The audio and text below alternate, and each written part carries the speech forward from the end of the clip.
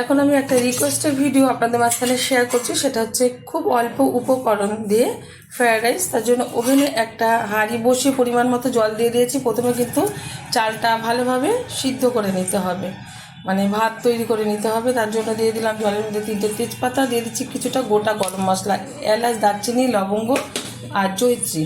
দিয়ে দেবো পরিমাণ মতো লবণ।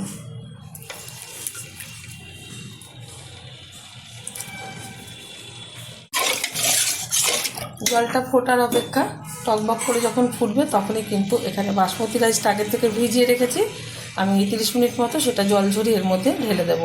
ঢেকে দিচ্ছি। জলটা ফোটা শুরু হয়ে গেছে। এখন এর মধ্যে দিয়ে দেবো বাসমতি রাইস। এটা কিন্তু চালটা কিন্তু 90% মতন সিদ্ধ করার পর আমি ফ্যানটা ঝরিয়ে নেব।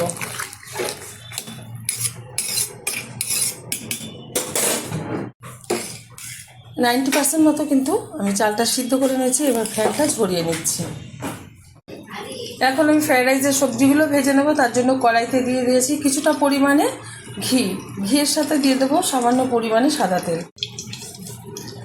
ঘি আর সাদা তেল দিয়ে করলে কিন্তু ভালো লাগে। ঘিয়ের যে ফ্লেভার আছে এটা খুব সুন্দরভাবে ফ্রাইড রাইসের মধ্যে ছড়িয়ে পড়ে।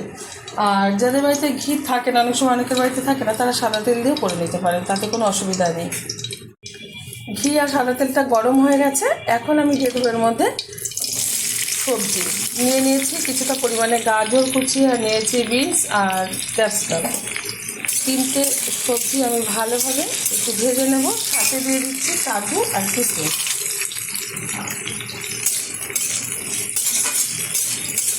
খুব ঘরে থাকা খুব অল্প উপকরণ দিয়ে কিন্তু এটা করে দেখাচ্ছি, যেহেতু রিকোয়েস্টের ভিডিও। যে রিকোয়েস্ট করেছে সে কিন্তু অবশ্যই দেখবে আমার ভিডিওটা। আশা করি তোমার ভালো লাগবে। এখন দিয়ে দেবো পরিমাণ মতো লবণ। লবণটা কিন্তু বুঝে ব্যবহার করতে হবে। যখন আমি চালটা সিদ্ধ করেছি, মানে ভাতটা তৈরি করে নিয়েছি, তখন কিন্তু পরিমাণ মতো লবণ ব্যবহার করেছি। তাই খুব সামান্য পরিমাণে লবণ ব্যবহার করলাম।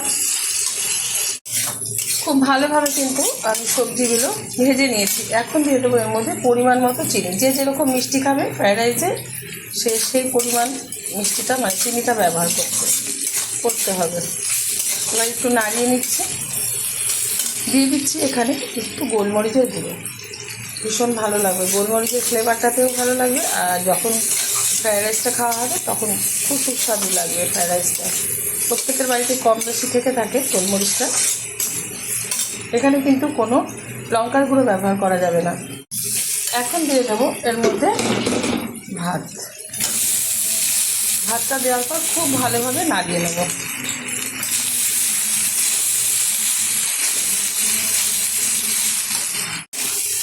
ভালোভাবে কিন্তু মিশিয়ে নিয়েছি। এখন দিয়ে দেবো কয়েকটা কাঁচা লঙ্কা। গোটা কাঁচা লঙ্কায় আমি এখানে ব্যবহার করলাম। যারা খাওয়ার সময় মানে ঝালের দরকার হবে তারা এই লঙ্কাটা ব্যবহার করবে।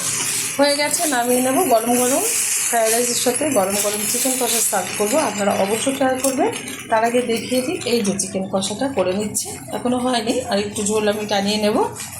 এই গরম গরম চিকেন কষার সাথে ফ্রায়েড রাইস আজকে দুপুরে মেনু। আপনারা অবশ্যই ট্রাই করবেন। আশা করি আপনাদের ভীষণ ভালো লাগবে।